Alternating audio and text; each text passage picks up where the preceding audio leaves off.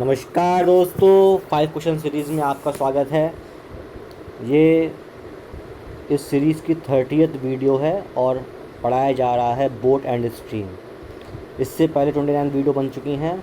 उम्मीद करता हूँ कि आपने सारी वीडियोस देखी होंगी। अगर नहीं देखी तो प्लीज़ जाके प्लेलिस्ट में देखिए, सारी वीडियोस अपलोड कर दी गई हैं और काफ़ी अच्छी वीडियोस हैं। क्वेश्चंस ऐसे हैं जो एग्ज़ाम में आए गए हैं, आ चुके हैं, या फिर इन पे बेस्ड क्वेश्चंस एग्ज़ाम में पूछे जाते हैं। कोई भी अगर दिक्कत परेशानी आती है वीडियो के क्वेश्चंस में तो मुझे कमेंट करिए, उसको सॉल्व किया जाएगा प्रॉब्लम को। चलिए स्टार्ट करते हैं, देखते हैं आज कौन सी क्वेश्चंस हमारे सामने आएंगे। भाई पहला क्वेश्चन कह रहा है, a boat takes double of time taken by it to go downstream while coming in upstream. If the speed of water is 3 km/h, find the speed of boat. कह रहा है कि boat takes double of time taken by it, जितना time वो downstream में लेता है उससे डबल लेता है अप स्ट्रीम में। ठीक है ना। तो भाई हम जानते हैं कि स्पीड कितनी होती है। अगर माना बोट की स्पीड x मान लेते हैं तो डाउन स्ट्रीम में स्पीड हो जाएगी x+3 और अप स्ट्रीम में स्पीड हो जाएगी x-3। डिस्टेंस तो सेम ही होते हैं d, तो डिस्टेंस अपॉन x+3 ये हो गए डाउन स्ट्रीम का टाइम, और डिस्टेंस अपॉन x-3 ये हो गया अप स्ट्रीम का टाइम। अप स्ट्रीम का टाइम जो है वो डाउन स्ट्रीम के टाइम के ट्वाइस है, डबल ऑफ टाइम। तो डी से डी गया, सॉल्व करेंगे तो आंसर आ जाएगा 2x - 6 is equal to x+3, तो x इज इक्वल टू 9। तो 9 हो गई बोट की स्पीड। बोट की स्पीड यहाँ पर 9 आ जाती है। ठीक है दोस्तों, चलिए नेक्स्ट क्वेश्चन देखते हैं। अ मैन कैन बो 9 1/3 km/h in still water and he finds that it takes him thrice as much time to row upstream as to row downstream। Same question है भाई। मैन जो है 28/3 स्पीड मैन की हो गई, और स्पीड ऑफ वाटर कुछ होगी प्लस एक्स, ये डाउन स्ट्रीम की स्पीड हो गई। 28/3 माइनस एक्स ये हो गई अप स्ट्रीम की स्पीड। डिस्टेंस तो वही है d/28/3 plus x is equal to d/28/3 minus x. और बोल रहा है जो टाइम लेता है अप स्ट्रीम में, टाइम जो लगेगा that is 3 times of down stream time. Down stream time जो है उसका 3 टाइम्स होगा। डी से डी गया, सॉल्व करेंगे आपका आंसर यहाँ पर ईजिली आ जाएगा। ठीक है, चलिए आगे बढ़ते हैं। A boatman can bow certain distance downstream in 2 hours and upstream the same distance in 3 hours. If the stream flow at the rate of 4 km/h, find the speed of the boat। तो भाई वो बोल रहा है distance तो same है, distance upon speed of boat x मान लो, और स्ट्रीम की स्पीड तो पहले डाउन बात करते हैं डाउन स्ट्रीम की, तो x+4 ये टाइम आ गया डाउन स्ट्रीम का, इक्वल टू दे रखा है कितना, ये दे रखा है आपको 2 hours. Similarly d upon x-4 ये दे रखा है आपको कितना, 3 आवर्स। बस सॉल्व करना है, इसको आंसर आ जाएगा। कैसे करेंगे, दोनों को डिवाइड कर दो आपस में। d upon x-4 is equal to 3, D से डी गया, तो यहाँ से जो है x-4 upon x+4 is equal to कितना आ जाएगा भाई, 2/3 आ जाएगा। ये तो ईजिली सॉल्व हो जाएगा, क्रॉस मल्टीप्लाई करके सॉल्व करके x निकल जाएगा, वही निकालना है आपको। चलिए आगे बढ़ते हैं। A boatman goes 6 kilometre upstream and back again to the starting point in 2 hours. If the speed of water is 4, find the speed of boat. कह रहा है कि जो कि एक आदमी है 6 किलोमीटर की डिस्टेंस है, जाता है पहले अप स्ट्रीम, तो मतलब कि उसकी स्पीड अगर मान लें बोट की x है तो x-4, और फिर आता है डाउन स्ट्रीम x+4, और पूरा डिस्टेंस ये जर्नी कवर करता है 2 घंटे में। तो भाई एक वेरिएबल एक इक्वेशन है, इजीली सॉल्व हो जाएगा। इस ऐसे क्वेश्चन जल्दी सॉल्व करने के लिए क्या करते हैं, हम ऑप्शंस ले लेते हैं, ऑप्शंस रख के देखते रहो, और जो इसमें ऑप्शन रखना एक्स की वैल्यू रखना, पुट करना, और जहाँ से आपको मिल जाता है 2 वो आपका आंसर हो जाएगा, जल्दी हो जाता है इससे सॉल्व। वैसे भी ये इतना बड़ा क्वेश्चन नहीं है, लेकिन अगर और चाहते हैं जल्दी करना तो ऑप्शंस पुट करते रहो और उससे आपको आंसर जल्दी मिल जाएगा। चलिए नेक्स्ट क्वेश्चन देखते हैं। Priya was travelling in her boat, suddenly a wind blows her head off and started floating back downstream. The boat continue to travel upstream for 12 more minutes before Priya realized her that her hat had fallen off. She turned back downstream and she caught up the hat as soon as it reached the starting point. If her hat flew off exactly 3 kilometers from where she started, find the speed of water. तो भाई दोस्तों ये suppose कोई journey है, बोल रहा है कि जब उसके सर से हैट उतर जाती है, कब? 3 किलोमीटर फ्रॉम स्टार्टिंग। सपोज ये स्टार्टिंग है, यहाँ से 3 किलोमीटर डिस्टेंस पर उसकी हैट उतर जाती है और जो प्रिया है वो तो मूव कर रही है आगे, लेकिन जो है हैट जो पीछे मूव करना शुरू कर देती है। ठीक है ना, प्रिया आगे मूव कर रही है और 12 मिनट्स के बाद प्रिया रियलाइज़ करती है कि हाँ मेरी हैट उतर गई है। फिर वो वापस मुड़ती है हैट को पकड़ने के लिए, और कहाँ पकड़ती है हैट को? स्टार्टिंग पॉइंट पर, यहाँ पर पकड़ती है। तो भाई क्वेश्चन है कंसेप्चुअल, अब समझते हैं हुआ क्या। तो भाई जब हैट उतरी और चलनी शुरू हुई, उस टाइम पर बोट आगे थी और हैट पीछे थी, तो क्या होगा भाई? 12 मिनट तक जब बोट चलती रही, हैट भी चलती रही।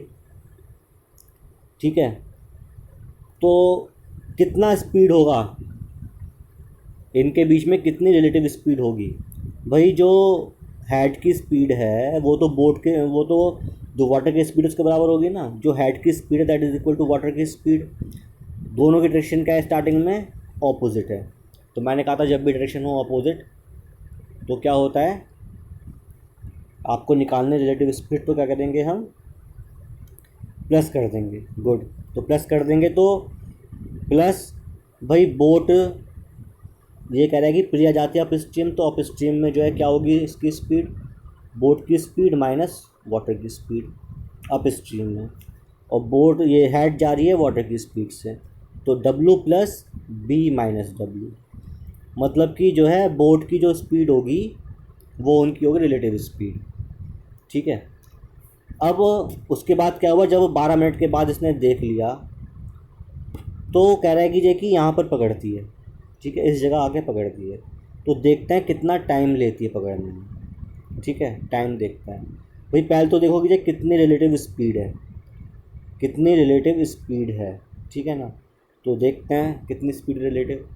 अब क्या दोनों की सेम डायरेक्शन है, तो मतलब B प्लस W, और ये W स्पीड से जा रही है हैट।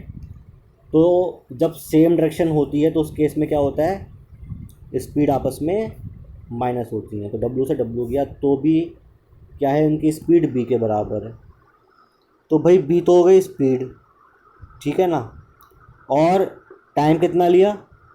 12 मिनट के बाद 12 मिनट में कितना डिस्टेंस चलेगा वो देख लेते हैं हम। ठीक है, 12 मिनट में कितना डिस्टेंस चलेगा, तो भाई डिस्टेंस जो है 12 मिनट में कितने चलेगा वो देखते हैं। तो 12 इंटू B, ये डिस्टेंस हो गया, और ये डिस्टेंस चल किस स्पीड से रहे हैं ये? आप पूछेंगे ये डिस्टेंस क्यों निकाला आपने? ये डिस्टेंस है जो पहले कवर हो चुका है फर्स्ट पार्ट में। फर्स्ट पार्ट में डिस्टेंस जो कवर हुआ जब हेड की स्पीड और बोट की स्पीड, प्रिया की स्पीड, दोनों की जो डायरेक्शन थी वो ऑपोजिट थी, उस टाइम में भी रिलेटिव स्पीड B थी ना, और 12 मिनट जो है वो चल चुकी थी। कौन? प्रिया। तो 12 मिनट में जो है जो उनके बीच में डिस्टेंस कवर हुई होगी, दूरी कवर हुई होगी, वो कितना हुआ होगा? 12 इंटू B।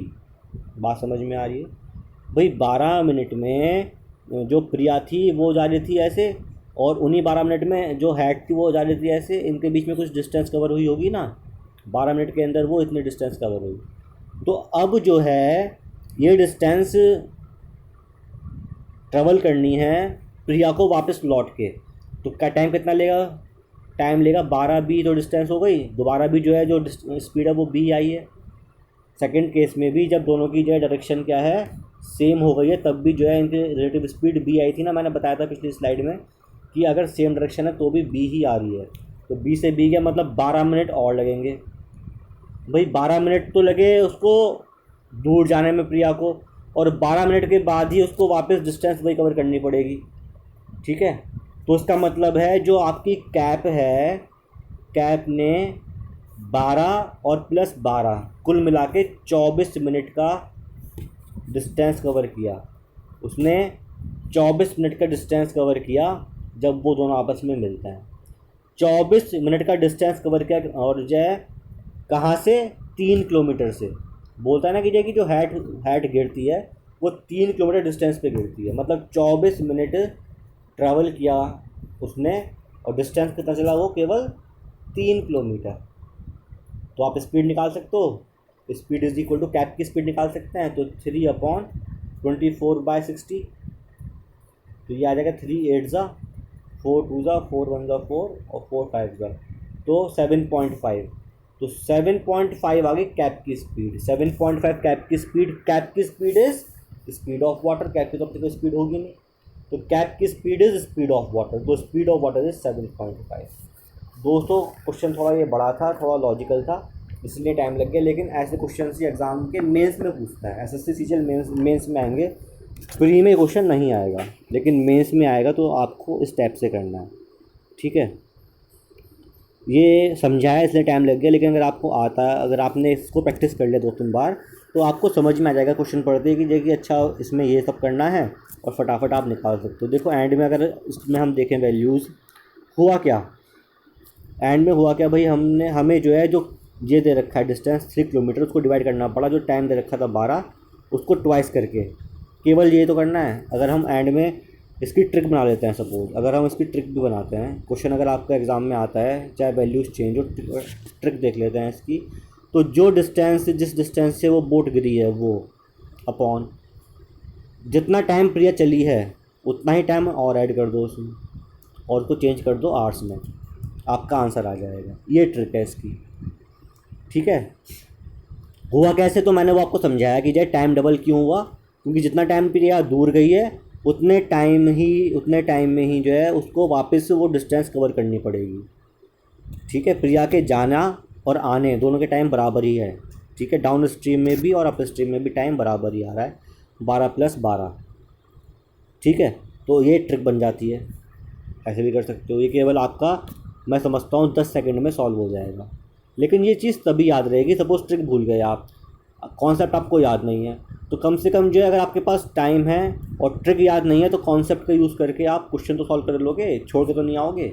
ये उन बच्चों के लिए होते, ट्रिक उन बच्चों के लिए हैं जो प्रैक्टिस बहुत कर चुके हैं ना।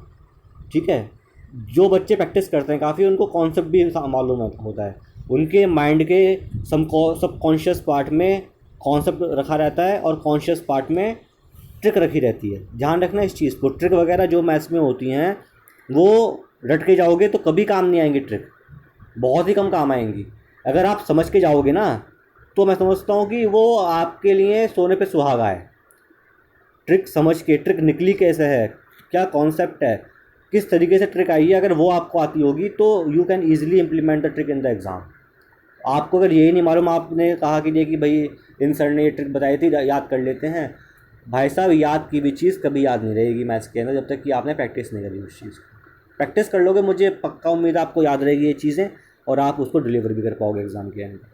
ठीक है दोस्तों, तो चलिए आगे देखते हैं। ये क्वेश्चन समाप्त होता है यहाँ पर, जो भी आज बताया उम्मीद करता हूँ समझ में आया होगा। नहीं समझ में आया तो प्लीज़ वीडियो दोबारा देखिए, और अगर फिर भी कोई दिक्कत आती है मुझे प्लीज़ कमेंट करिए, वीडियो को लाइक करिए, शेयर करिए और चैनल को सब्सक्राइब करिए। तब तक के लिए धन्यवाद, आपका दिन शुभ हो।